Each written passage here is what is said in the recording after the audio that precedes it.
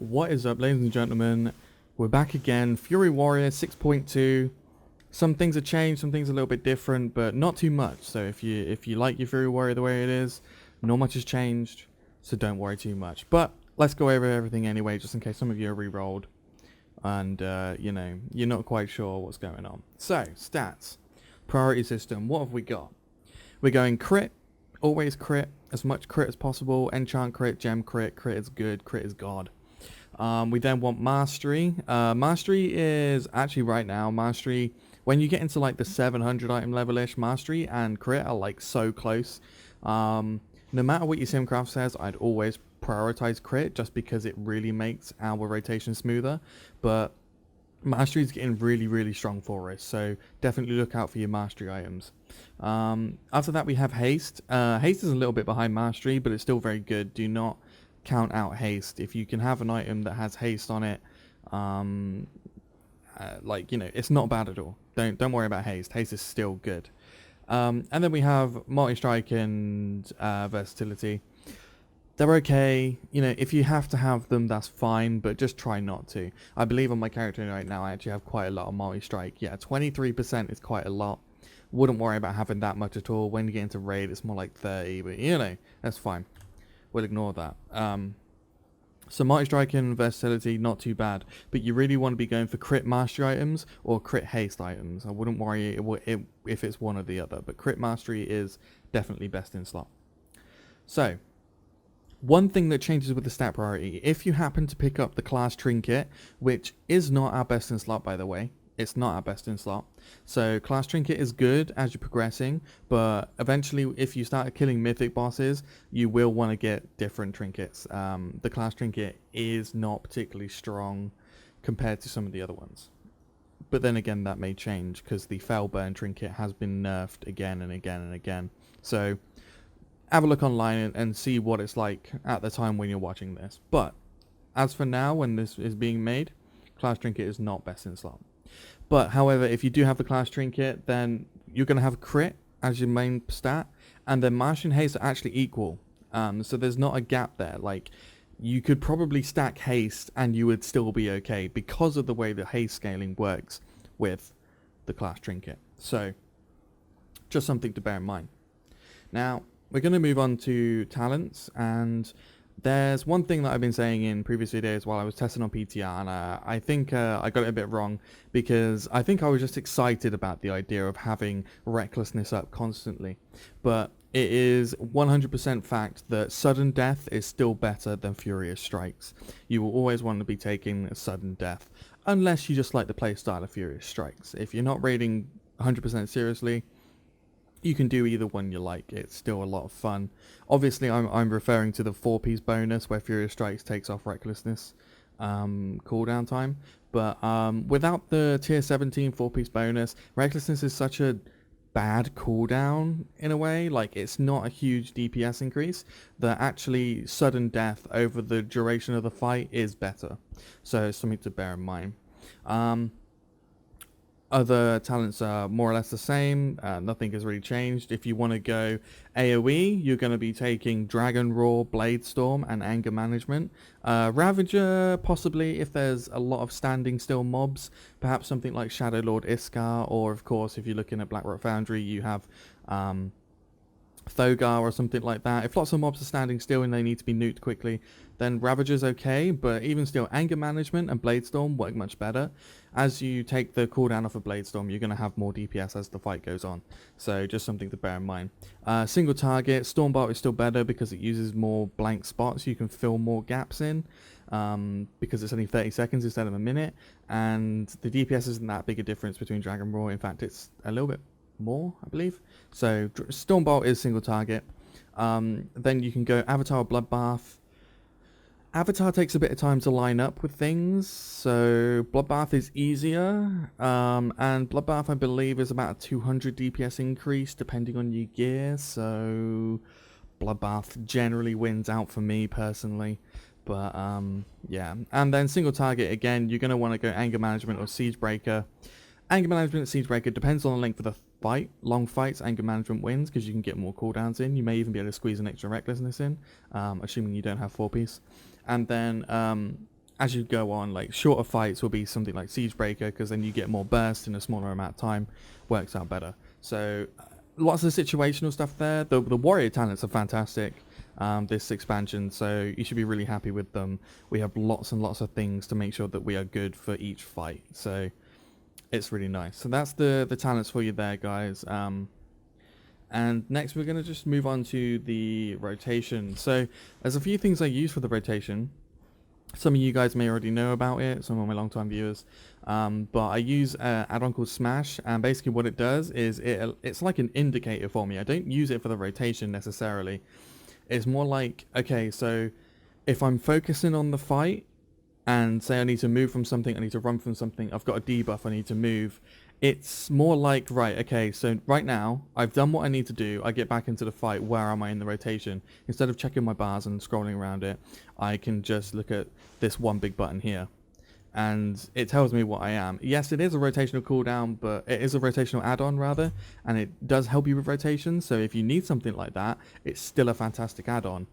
But I use it more as an indicator to get back into the flow of my own rotation. And the reason I do that instead of following it by, instead of you know, using it as lore, is because it's not always correct.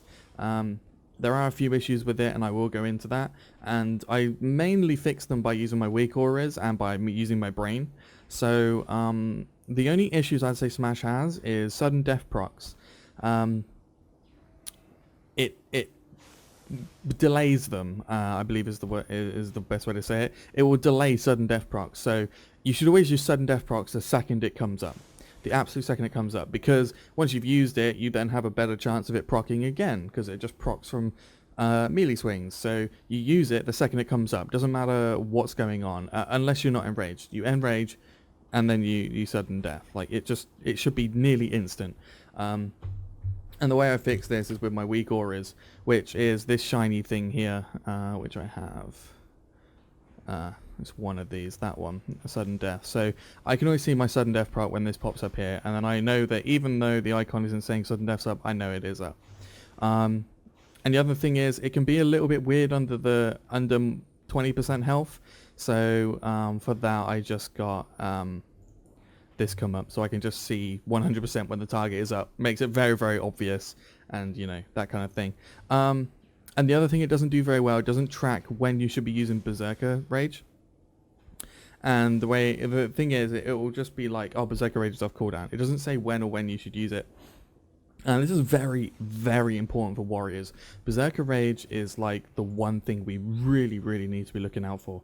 So Berserker Rage should be used when you're obviously not getting crits with your Bloodthirst. Now, it's so particular though, because we can fit 2 Bloodthirsts into an Enraged timer. So if you like miss a crit, you don't necessarily have to use it. The way I have my weak aura set up is the icon shows up if Enrage is under 3 seconds left and Bloodthirst cooldown is over 2 seconds. So I probably wouldn't drop Bloodthirst, wouldn't drop Enrage, but I just don't want to risk it, because sometimes you do get those 3 or 4 Bloodthirsts in a row where it's just a pain. And I've noticed that since I've sorted out this weak aura and I've been kind of paying more attention to when I use my Berserker Rage, my Enrage uptime has gone from like 75 to 80% to like over 90%. It's like really hit like an extra huge barrier, and that's done a surprisingly massive increase to my DPS. I've gone from hitting like 50 and 60% percentile ranks to the 98 percentile I think I had recently. It's kind of silly just how much of a difference it makes. So really work on your Berserker Rage, please. That's going to be a huge DPS increase for you. But general rotation, let's get into it. You're going to want a Bloodthirst to make sure your Enrage buff is up. And then with the tier 17, you're going to want to prioritize our Raging Blows. And unless you have a proc for your Wild Strikes, you're going to want to prioritize that. So it's going to be something like, let's have a look, shall we? Let's max some stuff. So Siege Breaker does more damage than Execute, funny enough, so Siege Breaker always comes first. We're going to want a Raging Blow because we have Raging Blows. You can fit 2 Raging Blows into each Bloodthirst cooldown. or 4 wild strikes, or, you know, 1 raging blow, 2 wild strikes. So it's a matter of like fitting numbers in and then going back to bloodthirst. Okay, so it's really quite simple. You just hit whatever's up, more or less. You know, and you use what I tend to do. I tend to use Dragon Roar, Stormbolt, things like that. I use them to fill gaps when we haven't had something proc. Like there, for example, it tells me the Berserker Rage because Bloodthirst didn't proc, and Rage was about to fall off. Siege Breaker's up. Now Siege Breaker takes a second and a half, so we can then use Rage and Blow, execute. So yeah, you know, you get the idea. It's just a flow of our buffs and how we use them. And again, Smash is going to be great for teaching you your rotation. Once you've got it down, you understand how it works. It really is a very powerful tool. So I highly recommend it. Now, the only thing that changes during at tier 18 is you're going to want to prioritize wild strikes just that little bit more. It's honestly not a huge thing, but what you might find yourself doing is if you have a stack of raging blow and nearly full and like 50 or 60 rage, instead of raging blow and then using wild strike, you're going to wild strike then raging blow. Now, the only reason you would do that is because perhaps that wild strike will crit. You can then use recklessness. Then you can raging blow, and that raging blow has a better chance of critting, giving you more damage. That's the only reason we would do it. So there's really not a huge deal in changing between tier 17 and tier 18. It's just more passive damage through everything, and it makes it a bit more fun being able to use recklessness the way we can with tier 18. So that's it, really. If I didn't explain anything very well, please go into the comments and tell me how bad I am. Or, you know, just ask me a question. I'm always replying. I've always got notifications on. I don't get spammed like these big YouTubers. So I will reply ASAP. You can go onto my Twitter. You can tweet me. I don't tweet very often, but I do reply. And yeah, just get in contact with me however you'd like to.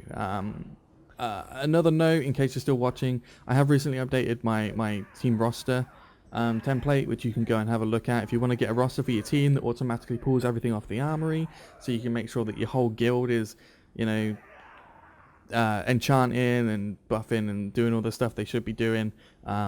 You can do that. Check that people have the right gear and everything in the right place. So, thank you very much, guys, and I will see you next time.